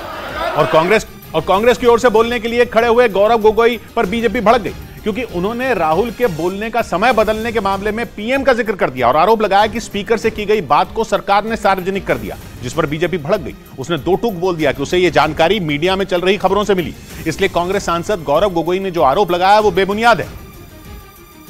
आपके दफ्तर के अंदर क्या बातचीत हुई है? क्या हम बताएं कि प्रधानमंत्री मोदी जी ने आपके दफ्तर के अंदर क्या क्या बातें की हैं? हम नहीं कहते। कोविड के चाहिए माननीय अध्यक्ष जी, बताना चाहिए, बताइए। एक गंभीर आरोप है माननीय अध्यक्ष जी, बताइए। प्रधानमंत्री जी का नाम लेते हुए और शेर का नाम लेते हुए ऐसा अनाप शनाप आरोप नहीं लगा सकते। लेकिन मामला शांत नहीं हुआ, उल्टा कांग्रेस सांसद गौरव गोगोई और संसदीय मंत्री प्रहलाद जोशी के बीच तीखी बहस शुरू हो गई, क्योंकि सरकार ने दावा किया कि राहुल गांधी के बहस की शुरुआत करने की खबरें मीडिया और सोशल मीडिया दोनों जगहों पर हैं, लेकिन कांग्रेस ने सरकार के दावे को गलत बताया। आप संसदीय मंत्री हैं, आप संसदीय मंत्री हैं, आप इस पब्लिक डोमेन में please understand, it is in the public domain, it is in the media, it is in the social media. What are you talking? हमारे अध्यक्ष महोदय के दफ्तर में जो बातें करते हैं उसको इस प्रकार से आप उसका उल्लंघन मत करिए। आप संसदीय मंत्री हैं, आप तो अपना कर्तव्य याद रखिए। आपका लेटर पब्लिक डोमेन में है, याद रखिए, आप तो अपना कर्तव्य याद रखिए। और फिर इस मुद्दे पर बीजेपी और कांग्रेस के सांसदों के बीच जबानी जंग भी छिड़ गई। बीजेपी की ओर से बोलने के लिए खड़े हुए निशिकांत दुबे ने राहुल गांधी पर तंज कसा, तो कांग्रेस की ओर से अधीर रंजन चौधरी ने उनके हमले का जवाब दिया। मैं ये सोच रहा था कि राहुल जी बोलेंगे, क्योंकि मीडिया में तरह तरह की खबरें आ रही थी, लेकिन लगता है कि शायद राहुल जी आज तैयार नहीं थे, देर से उठे होंगे तो नहीं बोल पाए। कोई बात नहीं है सर, ये सोचा था कि राहुल गांधी जी की भाषण होगी और राहुल गांधी को भाषण को छोटा करने के लिए, गुमराह करने के लिए, राहुल गांधी से टक्कर देने के लिए राहुल गांधी की भाषण नहीं हुई, ये बस गुगली खा गए। इस दौरान हंगामे के बीच मणिपुर भर भी जोरदार बहस हुई। कांग्रेस की ओर से गौरव गोगोई ने यह मुद्दा उठाया और मणिपुर हिंसा के मुद्दे पर केंद्र सरकार से सवाल पूछा। उन्होंने मणिपुर के मुद्दे को पूरे देश का मुद्दा बताते हुए आरोप लगाया कि वहां दोषियों पर कार्रवाई में देरी की गई। तो वहीं बीजेपी की ओर से बोलते हुए निशिकांत दुबे ने मणिपुर पर बात की और उन्होंने मणिपुर हिंसा पर बात करते हुए वहां से अपने पुराने रिश्तों का जिक्र किया। अगर मणिपुर जल रहा है तो भारत जल रहा है, अगर मणिपुर में आग लगी है तो भारत में आग लगी है, अगर मणिपुर विभाजित हुआ है तो भारत विभाजित हुआ है। तो आज हम सिर्फ मणिपुर की बात नहीं कर रहे, हम भारत की बात कर रहे हैं। मैं मणिपुर के इतिहास का भुक्तभोगी हूं। मेरे मामा एनके तिवारी 73 में अपनी पैर जो है वो गंवा चुके मणिपुर में, और 1989-90 में मणिपुर में उनके ऊपर अटैक हुआ, सीआरपीएफ के वो डीआईजी हुआ करते थे। यही नहीं, बहस के दौरान बीजेपी सांसद निशिकांत दुबे ने संसद में मौजूद सोनिया गांधी पर भी निशाना साधा। उन्होंने विपक्षी गठबंधन इंडिया को निशाने पर लिया और इशारों में बोल दिया कि कांग्रेस इस गठबंधन का हिस्सा इसलिए बनी क्योंकि सोनिया गांधी अपने बेटे राहुल गांधी को फायदा पहुंचाना चाहती हैं। उन्होंने मजाकिया लहजे में जब ये बात कही तो सामने बैठी सोनिया गांधी भी मुस्कुरा उठी कि उनके पार्टी की उनकी दो मनस्थिति है। वो एक हिंदू सभ्यता संस्कृति में बिलीव कर रही है, इसीलिए अलौकिका पंडिता की तरह जो पूरा किताब में लिखा हुआ है कि क्या क्या करना चाहिए एक भारतीय नारी को, उसका पूरा का पूरा पिक्चर सोनिया जी देखी। उनको दो काम करना है, बेटे को सेट करना है और दामाद को भेंट करना है। वहीं अविश्वास प्रस्ताव पर बहस के दौरान महाराष्ट्र के मुख्यमंत्री एकनाथ शिंदे के बेटे श्रीनाथ एकनाथ शिंदे ने हनुमान चालीसा का पाठ किया, क्योंकि अपने भाषण के दौरान उन्होंने उद्धव सरकार पर आरोप लगाया कि उनके राज में महाराष्ट्र में हनुमान चालीसा पढ़ने की आजादी नहीं थी। जिसके बाद एक विरोधी ने उनसे पूछ लिया कि क्या उन्हें हनुमान चालीसा आती है, तो इसके जवाब में श्रीकांत एकनाथ शिंदे ने हनुमान चालीसा पढ़कर सुना दी। जो हनुमान चालीसा, मुझे पूरी हनुमान चालीसा आती है। जय हनुमान ज्ञान गुण सागर, जय कपीसत जो लोक जागर, रामदूत अतुलित बलधामा, अंजनी पुत्र पवन सुत नामा, महावीर विक्रम बजरंगी, कुमति निवार सुमति के संगी, कंचन वरण विराज सुबेसा, कानन कुंडल कुंचित केसा, हाथ वज्रो ध्वजावराजे, कांधूत जनेऊ साजे, कंठ शंकर सुवन केसरी नंदन, तेज प्रताप महाजगवंदन, विद्यावान गुणी अति चातुर, राम काज करे बिरको आतुर।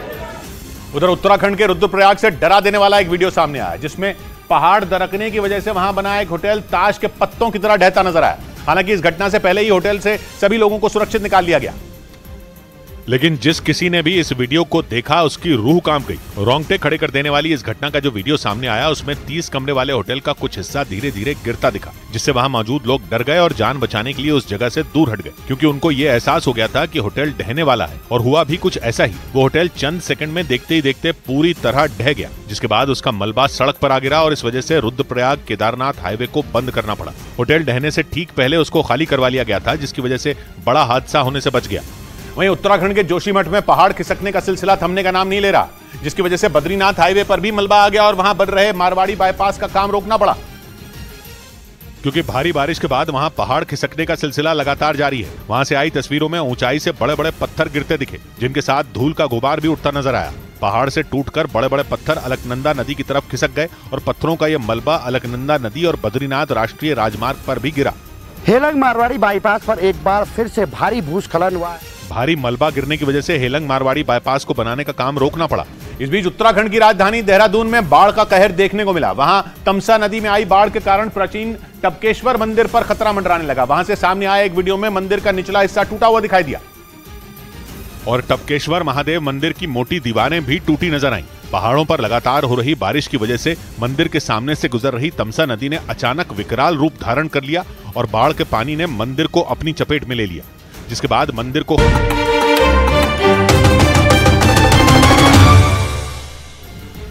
ब्रेकिंग न्यूज आ रही है। ईरान ने अमेरिका को धमकी दी है कि अगर उसने ईरान के पानी के जहाजों को जब्त किया तो ईरान उसे छोड़ेगा नहीं। पानी के जहाजों पर बीते 4 साल से ईरान और अमेरिका में ठनी पड़ी है। ईरान अपने नजदीक फारस की खाड़ी से गुजरने वाले जहाजों को जब्त करता रहता है। वो कई बार अमेरिका के जहाजों को भी निशाना बना चुका है। अमेरिका ईरान को ऐसा न करने की चेतावनी दे चुका है, मगर ईरान मानने को तैयार नहीं।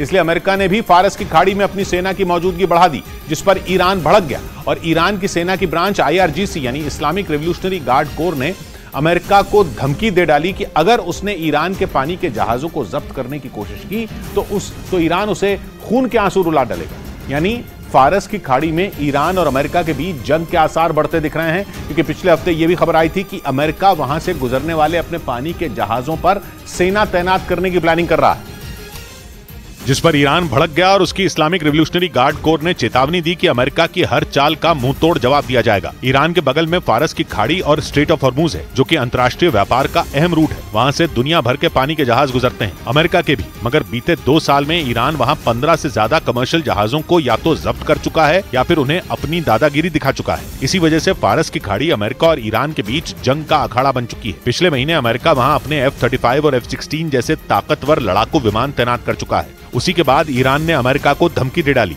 इस बीच ईरान की राजधानी तेहरान से हैरान कर देने वाला एक वीडियो सामने आया। वहां चंद सेकंड में कई इमारतें ढहती नजर आई। बाद में इसका वीडियो सोशल मीडिया पर वायरल हो गया, जिसमें कई इमारतें ताश के पत्तों की तरह जमींदोज होती दिखाई दी। इस घटना का जो वीडियो सामने आया उसमें खुदाई करने वाली एक मशीन वहां बन रही एक इमारत को गिराने के लिए उसे रस्सी से खींचती नजर आई। तभी वो इमारत भरभरा कर गिरने लगी, जिसकी चपेट में उसके पास मौजूद दूसरी इमारत भी आ गई। देखते ही देखते दोनों इमारतें मलबे में तब्दील हो गई।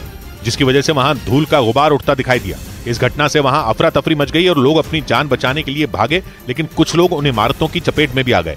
इस हादसे में 3 लोगों की मौत हो गई, जबकि 10 लोग बुरी तरह घायल हो गए। उधर पश्चिमी मीडिया ने दावा किया कि अमेरिका और दक्षिण कोरिया की सेनाओं के अभ्यास से पहले ही उत्तर कोरिया के शासक किम जोंग उन एक्शन में आ गए। खबर है कि इसी महीने अमेरिका और दक्षिण कोरिया मिलकर उत्तर कोरिया की सीमा के नजदीक मिलिट्री ड्रिल करेंगे, जिससे उत्तर कोरिया के शासक किम जोंग उन का पारा चढ़ गया और उन्होंने अपनी सेना को युद्ध की तैयारियां तेज करने का आदेश दे दिया। पश्चिमी मीडिया के मुताबिक किम जोंग उन जंग को लेकर इतने गंभीर हो गए कि उन्होंने खुद कई हथियार फैक्ट्रियों का दौरा किया। खबर है कि उत्तर कोरिया के शासक तोपखानों और बैलिस्टिक मिसाइलें बनाने वाली फैक्ट्रियों में पहुंच गए, जहां उन्होंने बड़े पैमाने पर हो रहे हथियारों के निर्माण का जायजा लिया। उनका ये दौरा तब सामने आया जब उत्तर कोरिया और दक्षिण कोरिया के बीच तनाव चरम पर है, क्योंकि पिछले 1 साल में अमेरिका और दक्षिण कोरिया कई बार समुद्र में युद्ध की तैयारी कर उत्तर कोरिया को भड़का चुके हैं। इस बीच न्यूज एजेंसी रॉयटर्स ने दावा किया कि उत्तर कोरिया के हैकरों ने रूस की मिसाइल बनाने वाली एक कंपनी का सिस्टम हैक कर लिया। जिस कंपनी का सिस्टम हैक होने का दावा किया गया वो हाइपरसोनिक और बैलिस्टिक मिसाइलें बनाती है, और आरोप लगा कि उत्तर कोरिया के हैकरों ने इस घटना को अंजाम दिया। रॉयटर्स के मुताबिक मिसाइल बनाने वाली रूस की मशीनोस्ट्रेनिया नाम की उस कंपनी के सिस्टम में उत्तर कोरिया के हैकरों ने सेंधमारी की। ये company hypersonic missile, satellite technology और नए जनरेशन के बैलिस्टिक हथियार तैयार करती है। मतलब उत्तर कोरिया के हैकरों ने रूस के बारूदी तहखाने में घुसपैठ कर ली। हालांकि रॉयटर्स में छपी रिपोर्ट में ये साफ नहीं कि उन हैकरों ने मिसाइल बनाने वाली कंपनी का कौन सा डेटा चुराया। वहीं इस दावे पर न तो उत्तर कोरिया ने कोई सफाई दी और न ही रूस की तरफ से कुछ कहा गया। इधर ताइवान के मीडिया ने दावा किया कि चीन के लिए जासूसी करने के आरोप में उसकी सेना ने अपने एक अफसर को गिरफ्तार कर लिया। ताइवान के रक्षा मंत्रालय के हवाले से वहां के मीडिया ने दावा किया कि आरोपी अफसर ताइवान की सेना से जुड़ी कई जानकारियां चीन को पहुंचा रहा था, जिसकी जानकारी करीब 1 हफ्ते पहले ताइवान की सेना के बड़े अधिकारियों को मिली, जिसके बाद चीन के लिए जासूसी करने वाले स्पेशल फोर्सेस के उस अफसर के खिलाफ जांच शुरू की गई। जांच टीम ने ताइवान सेना के एविएशन और स्पेशल फोर्सेस कमांड के मुख्यालय पर छापा मारा, और इसी दौरान चीन के लिए जासूसी करने वाला कर्नल कुछ गोपनीय दस्तावेजों के साथ पकड़ा गया। हालांकि ताइवान के रक्षा मंत्रालय ने उस कर्नल का नाम और उससे जुड़ी दूसरी कोई जानकारी साझा नहीं की। ताइवान के मीडिया के मुताबिक गिरफ्तार किए गए कर्नल के अलावा 4 रिटायर्ड अधिकारियों और हथियारों की खरीद फरोख्त के एक बिचौलिए को भी जांच के लिए हिरासत में लिया गया। और वहीं अमेरिका की खुफिया एजेंसी FBI ने भी अमेरिकी नौसेना के 2 जवानों को गिरफ्तार कर लिया। उन पर चीन को खुफिया जानकारी बेचने का आरोप लगा। FBI के मुताबिक नौसेना के ये दोनों लोग अमेरिका की सुरक्षा में सेंध लगाने की तैयारी में थे, और आरोप है कि इन दोनों ने अमेरिकी युद्धपोतों से जुड़ी बेहद खुफिया जानकारी चीन तक पहुंचाई। दावा किया गया कि इन आरोपियों ने अमेरिकी युद्धपोत, रेडार सिस्टम, बंदरगाहों पर तैनात सुरक्षा उपकरण और सुरक्षा में तैनात किए गए कई खतरनाक हथियारों की जानकारी चीन को दी, जिसके बदले में इनमें हर एक को $15,000 मतलब भारतीय रुपयों में 12 लाख रुपए मिले। आरोप तो ये भी है कि इन दोनों ने चीन को कई खतरनाक जहाजों के ब्लूप्रिंट भी बेचे, जिसके बाद ये FBI के हत्थे चढ़ गए और इन्हें गिरफ्तार कर जेल में डाल दिया गया। इधर बिहार के भोजपुर से हैरान कर देने वाला एक मामला सामने आया। आरोप है कि वहां छेड़खानी का विरोध करने पर एक लड़के ने 9वीं क्लास में पढ़ने वाली एक छात्रा को गोली मार दी। पुलिस के मुताबिक आरोपी ने कई बार उस छात्रा से बात करने की कोशिश की, लेकिन उसने बात करने से मना कर दिया। और आरोप है कि इसके बाद गुस्से से आग बबूला हुए उस आरोपी ने स्कूल जा रही उस छात्रा को रोका और उस पर फायरिंग कर दी, जिससे वहां हड़कंप मच गया और आनन फानन में रिक्शे की मदद से उस छात्रा को एक निजी अस्पताल में पहुंचाया गया। छात्रा के घर वालों ने आरोप लगाया कि जब वो स्कूल जा रही थी तभी आरोपी ने उसके साथ छेड़खानी की कोशिश की। जब उसने इसका विरोध किया तो आरोपी ने उस पर गोली चला दी। इसके बाद आरोपी वहां से फरार हो गया। वहीं पीड़ित के घर वालों की शिकायत पर पुलिस उस आरोपी की तलाश में जुट गई। इस बीच उत्तर प्रदेश के आजमगढ़ में एक गर्ल्स स्कूल में एक छात्रा के खुदकुशी के मामले में प्रिंसिपल और एक टीचर की गिरफ्तारी पर राज्य के कई जिलों में हंगामा हो गया। इस घटना के विरोध में मेरठ समेत यूपी के 23 जिलों में सभी स्कूल बंद रहे। कुछ दिन पहले ही आजमगढ़ के स्कूल की 3री मंजिल से उस छात्रा की संदिग्ध हालात में गिरकर मौत हो गई, जिसके बाद उसके परिवार वालों ने स्कूल प्रबंधन पर हत्या का आरोप लगाया। और इस मामले में प्रिंसिपल और टीचर की गिरफ्तारी के विरोध में स्कूल एसोसिएशन सड़क पर उतर गया। मेरठ समेत कई जिलों में सभी स्कूल बंद रहे। स्कूल के प्रिंसिपल और टीचरों ने पुलिस की कार्रवाई के विरोध में जिलाधिकारी को ज्ञापन भी सौंपा और बिना जांच के गिरफ्तारी को गलत बताया। हम ये कह रहे हैं कि जो भी कार्रवाई हो पुलिस की वो एक जांच के बाद हो, इमीडिएट अरेस्ट नहीं होना चाहिए। स्कूल एसोसिएशन ने यह भी दावा किया कि उस छात्रा के बैग से मोबाइल फोन बरामद हुआ था, जिसकी वजह से उसने 3री मंजिल से कूदकर आत्महत्या कर ली थी। इधर उत्तर प्रदेश से एक नाबालिग लड़की के रेप का हैरान करने वाला मामला सामने आया। उस लड़की के पिता ने उनकी बेटी के रेप के लिए गांव की ही 3 लड़कियों को जिम्मेदार ठहराया। उनका आरोप है कि वो तीनों लड़कियां उनकी बेटी को बहला फुसलाकर अपने एक दोस्त के पास ले गईं, जिसके बाद उस लड़के ने उनकी नाबालिग बेटी का बलात्कार किया। बाद में उस लड़की के पिता ने उन तीनों लड़कियों और आरोपी लड़के के खिलाफ जहानाबाद थाने पहुंचकर FIR दर्ज करा दी। कुछ गांव की कुछ लड़कियों ने उस लड़के के साथ उसको मिलवाया। इस संबंध में आगे जांच की। उस लड़की के पिता के मुताबिक ये घटना 27 जुलाई को हुई, जिसके बाद उस लड़की ने अपने घर वालों को ये बात बताई और उन्होंने इसकी शिकायत पुलिस से की। वहीं पुलिस ने इस मामले में जांच कर आरोपियों के खिलाफ सख्त कार्रवाई का भरोसा दिया।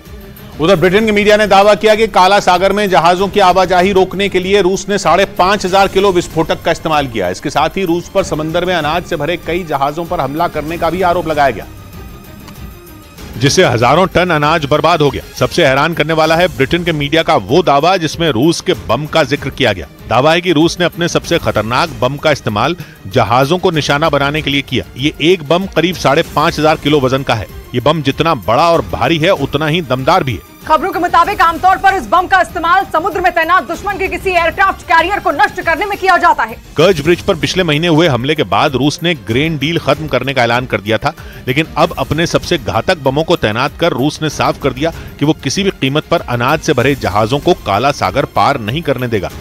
इधर बिहार के गया में एक पेट्रोल पंप के कर्मचारियों से लूट का हैरान कर देने वाला एक सीसीटीवी वीडियो सामने आया, जिसमें कुछ बदमाश वारदात को अंजाम देते दिखाई दिए, जिसके बाद पुलिस ने इस वीडियो के आधार पर आरोपियों की जल्द गिरफ्तारी का भरोसा दिया। क्योंकि जो सीसीटीवी वीडियो सामने आया उसमें गया के उस पेट्रोल पंप पर रात के समय 2 नकाबपोश बदमाश हाथ में हथियार लहराते हुए आते दिखे, जो वहां पर सो रहे उस पेट्रोल पंप पर काम करने वाले लोगों के पास पहुंचे और उन्हें धमकाते हुए उनके साथ लूटपाट की। इससे पहले कि कोई कुछ समझ पाता, वहां उन बदमाशों का तीसरा साथी भी पहुंच गया और उसने भी उन कर्मचारियों के साथ लूटपाट शुरू कर दी। आरोप लगा कि उन तीनों बदमाशों ने उन लोगों से एक सोने का लॉकेट और 30,000 रुपए की नकदी लूटी। वहीं कर्मचारियों की शिकायत के बाद पुलिस सीसीटीवी वीडियो के आधार पर उन बदमाशों का पता लगाने में जुट गई। इस बीच महाराष्ट्र के धुले से चौंकाने वाला एक वीडियो सामने आया, जिसमें मॉक ड्रिल से डरे एक बच्चे को परिवार का एक सदस्य वहां मौजूद कमांडो को थप्पड़ मारता नजर आया। वहां स्वामीनारायण मंदिर परिसर में आतंकी हमले के दौरान बचने की मॉक ड्रिल की गई, लेकिन इसी बीच नकली आतंकी बने कमांडो से उस परिवार की बहस हो गई।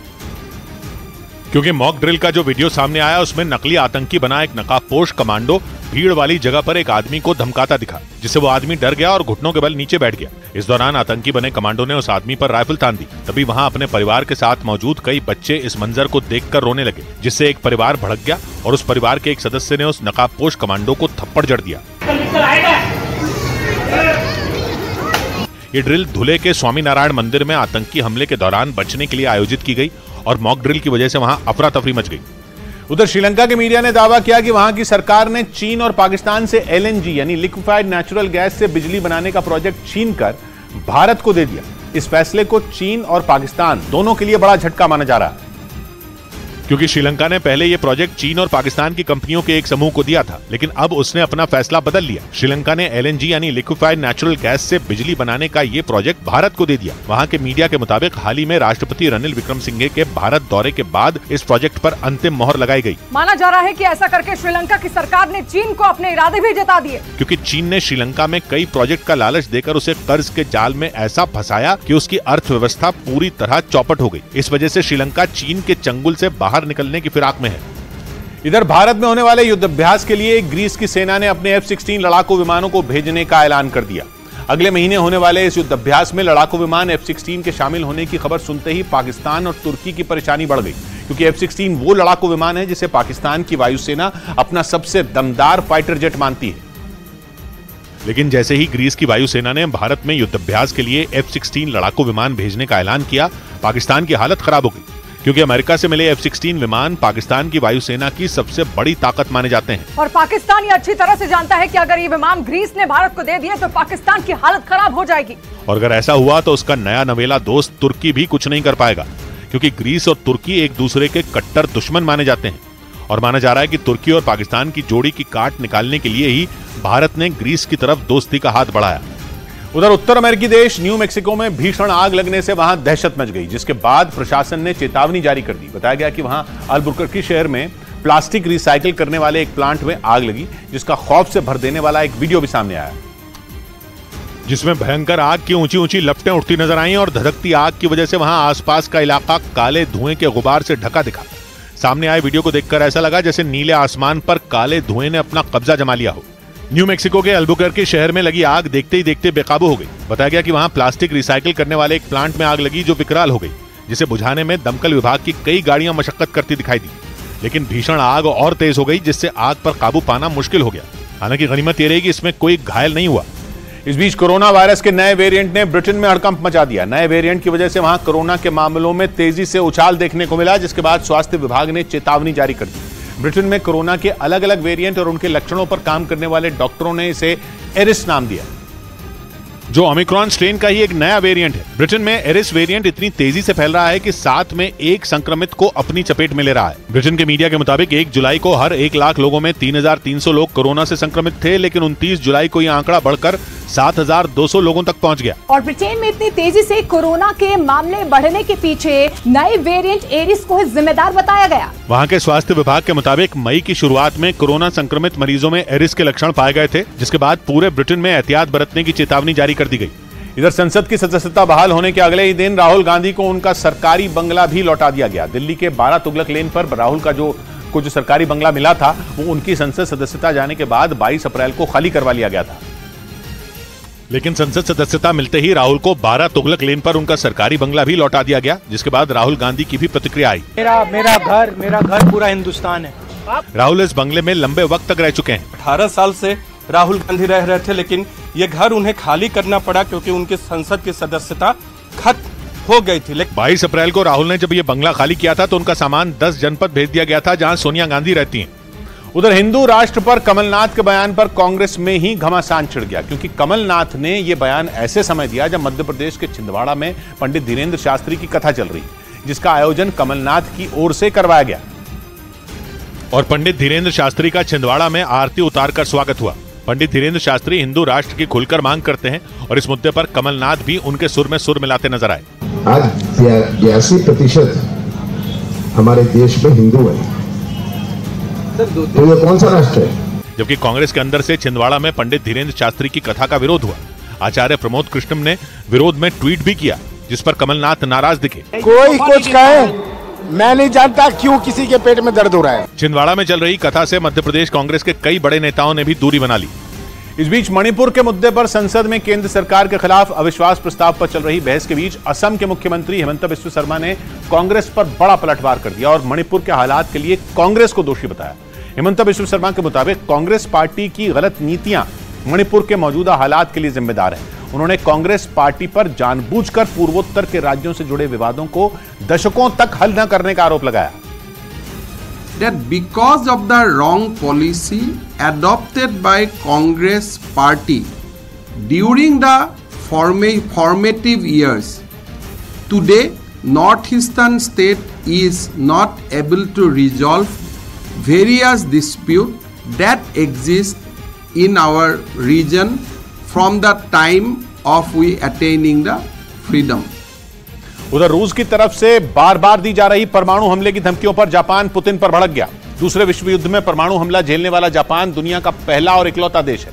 ऐसे में उसके हिरोशिमा शहर पर परमाणु हमले की बरसी पर जापान के प्रधानमंत्री ने रूस को आड़े हाथ लिया और दो टूक कहा कि दुनिया को परमाणु हथियारों से मुक्त करने की कोशिश में लगे जापान के आगे रूस सबसे बड़ा रोड़ा है। दुनिया में रूस के पास सबसे ज्यादा परमाणु हथियार हैं। अमेरिका का नंबर भी उसके बाद आता है। रूस अपनी इसी ताकत का दम भरने में लगा है। उसने जब यूक्रेन पर हमला किया भी नहीं था, तब से पुतिन पश्चिमी देशों को रूस के परमाणु हथियारों का डर दिखाने में लगे हैं। वो कई बार रूस की परमाणु ताकत का जिक्र छेड़ चुके हैं और यूक्रेन का युद्ध शुरू होने के बाद से तो रूस के बड़े नेताओं से लेकर सांसद तक आए दिन परमाणु जंग की धमकी देते रहते हैं। इधर बिहार के सीवान में वेतन बढ़ाने समेत अपनी 9 मांगों के लिए आशा कार्यकर्ताओं ने सरकार के खिलाफ ताली और थाली बजाकर प्रदर्शन किया। इस दौरान उन्होंने बिहार सरकार पर वादा खिलाफी का आरोप लगाते हुए नारेबाजी भी की, जिसकी एक तस्वीर भी सामने आई, जिसमें बड़ी संख्या में आशा कार्यकर्ता प्राथमिक स्वास्थ्य केंद्र बड़हरिया के गेट पर इकट्ठा हुई और नाराजगी जताने के लिए उन्होंने ताली और थाली बजाकर प्रदर्शन किया। इस दौरान प्रदर्शनकारियों के हाथों में पोस्टर भी दिखाई दिए, जिन पर उनकी मांगें लिखी हुई थी। आशा कार्यकर्ताओं ने प्रदर्शन के बीच राज्य सरकार के खिलाफ नारेबाजी भी की। वेतन बढ़ोतरी समेत 9 मांगें पूरी करवाने के लिए प्रदर्शन कर रही आशा कार्यकर्ताओं ने मांगें पूरी न होने पर अनिश्चितकालीन धरना देने की भी बात कही। उधर उत्तराखंड के कोटद्वार में भारी बारिश के बाद वहां की मालन नदी का जलस्तर काफी बढ़ गया और उसुपंती नदी के दूसरी तरफ 22 लोग फंस गए। बताया गया कि वो सभी नदी पर बनाए गए एक रास्ते से गुजर रहे थे कि तभी नदी का पानी बढ़ गया और वो लोग लहरों के बीच फंस गए।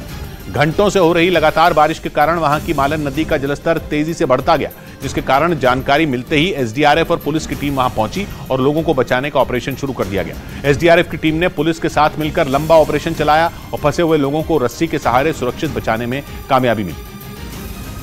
इस बीच उत्तर प्रदेश के महाराजगंज जिले से हैरान कर देने वाला एक मामला सामने आया। वहां मामूली विवाद की वजह से दो गुटों के बीच खूनी संघर्ष देखने को मिला, जिसका वीडियो सोशल मीडिया पर वायरल हो गया, जिसमें एक दूसरे की जान के प्यासे बने दोनों पक्षों के लोग लाठियों से वार करते नजर आए। इसी दौरान एक आदमी के सिर पर इतनी जोर से लाठी पड़ी कि वो वहीं जमीन पर गिर गया।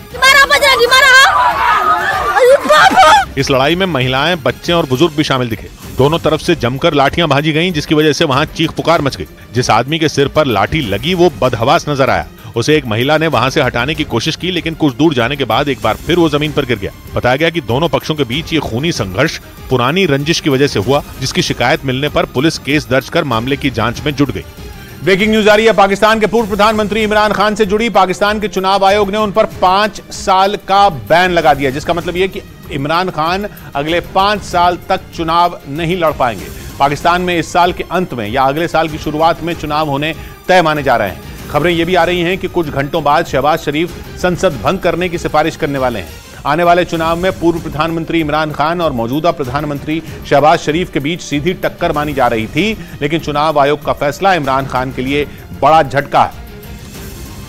उधर देश में यूनिफॉर्म सिविल कोड पर छिड़ी बहस के बीच केरल के प्रगतिशील मुस्लिम महिलाओं के संगठन नीसा ने मुस्लिम पर्सनल लॉ में सुधार की मांग कर दी। 1997 में बने इस संगठन के अध्यक्ष वीपी जोहरा खुद बाल विवाह और तलाक से पीड़ित हैं और उन्होंने इस मामले में सुप्रीम कोर्ट में याचिका भी दाखिल की, जिसमें केरल के प्रगतिशील मुस्लिम महिलाओं के संगठन नीसा ने मुस्लिम पर्सनल लॉ में सुधार की मांग की। We want to gender justice, inequality. Kerala के संगठन नीसा ने ऐसे समय में यह मांग की जब देश में यूनिफॉर्म सिविल कोड पर बहस छिड़ी हुई है। यूनिफॉर्म सिविल कोड लागू होने पर देश के हर नागरिक पर एक जैसा कानून लागू होगा। पंख टूटे हैं तो क्या परवाज करते, पंख टूटे हैं तो क्या परवाज करते, सोच है तकदीर तो क्या नाज करते, पोछ है तकदीर तो क्या नाज करते। 100 बात की एक बात कही महावीर ने, हो गई गुस्ताखियां कुछ बेखुदी में, वरना उनको और हम नाराज करते। मिलते हैं कल, घड़ी जब इशारा करेगी 9 बजे रात का वक्त फिर होगा 100 बात की एक बात का।